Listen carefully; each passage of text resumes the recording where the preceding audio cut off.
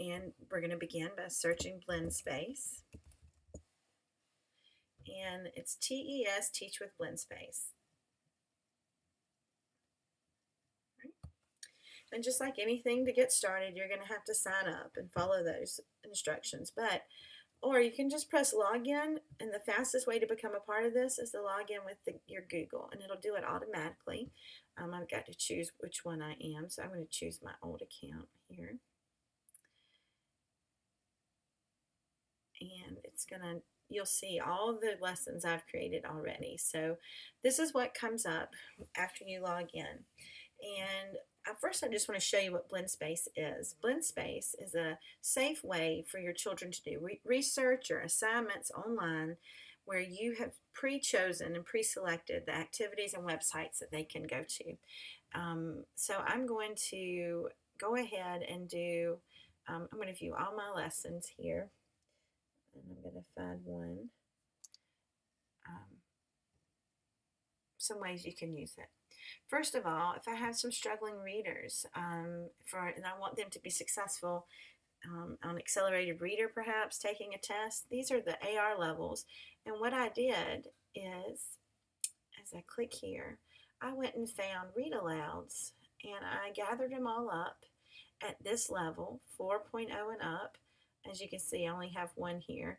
I'm going to choose one that's a better selection for you.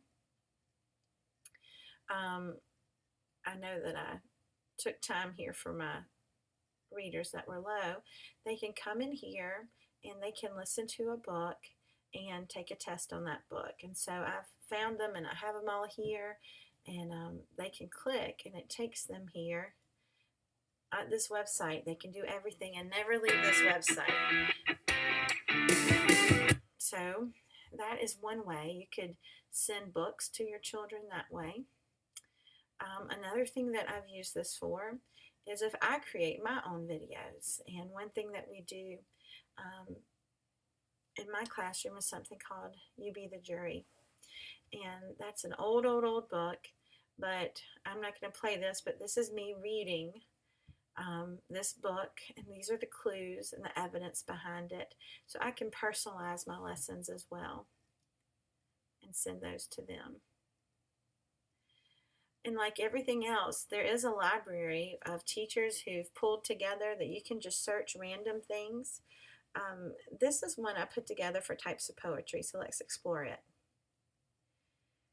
What I've done is a mixture of videos and documents that I have, and even PowerPoint presentations.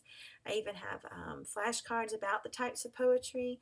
And then lastly, they come here and take a test of poetry. And so there is several things here for them to do. And it's numbered, so it is in an order format. They aren't to jump around. It's in the order which you choose. So let's get started and see how easy this is to create. Let's create a new lesson. This is probably the easiest resources that I have used. If you come over here, you'll see this tab stands for all the things that they already have in their reservoir of resources. So let's just say I want to do a multiplication. Here are all the things they have here. But I have found that I go here, this is YouTube, so maybe I want to do with 7, multiplication with 7. I can search here and find videos, because this means YouTube. That would great. Now let's just say I really love this one, and you can preview it like this. And I'm going to show you here that for all other purposes that I just absolutely love this video. So I'm going to drag it over to whichever box I want to drag it to. So I'm going to, I think I got a little trigger happy here. I'm sorry. Let's go back. So I'm going to do multiplication with 7. I apologize. I'm just going to grab a video, pretend this is the one I really like, and I'm going to drop it there. All I did was drop it. As you can see, as I hover over here, I can add my own text. I can make my own quiz in here and enter questions. This next one is Google. So let's just go online and let's see that I wanted to find a multiplication game with sevens. And let's just say that this is the perfect one for me. I found this and this is what I wanted to do. I'm going to copy the website, and right here on this Google tab, I'm going to put it here. And my website's going to come up right here. This is what it was. And I'm going to just drag it over here. This is if I want to do an image from Google. Maybe I'm teaching clouds and I want them to take a look, but here I'll just pretend. All I have to do is drag it over, and there it is. This is if I want to insert a particular web page from my Google Drive, my Dropbox. But as you go further down, this computer means something you already have on your computer. And so you can go looking on your desktop. Maybe you have a test or a PDF or something you created. I'm just going to randomly choose this screenshot that I had. No idea what it is. And it's loading here. And it uploaded this. Sorry, I don't have this right place here. I want this.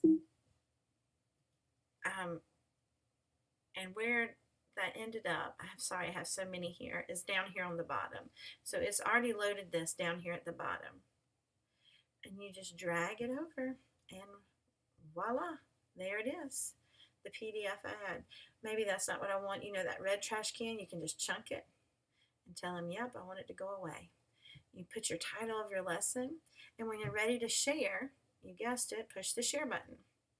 You can do it in your Google Classroom. QR code can take them there. You can email it to their Google email address.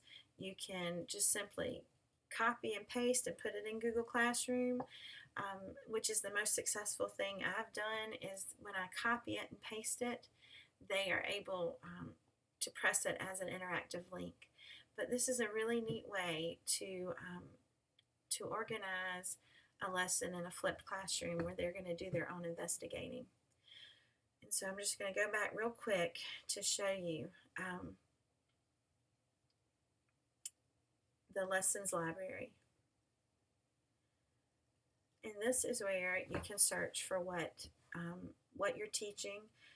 If it's already created, save you some time. And so I'm pretty sure multiplication with 7. I bet someone's already done this for me. And there's lots to choose from. And you can pick one. I'm just going to pick this for multiplication. If I'm in love with it, then I can share it with my friends. I can share it all over here. I can push play, and it goes from activity to activity. But let's just say you liked a lot of it, but not all of it. You just liked some of it. So I'm going to go back to where I selected it. I can copy this or duplicate it. And when I do, I can make changes to it. I can throw some stuff away and add things to it. This, of course, is not very impressive, but I can copy it if I really liked it. And now it's called a copy of this. And I can change the title before I send it to my students. And I can add and take away from someone else's resources. So I hope this will be a fun thing to share with your students.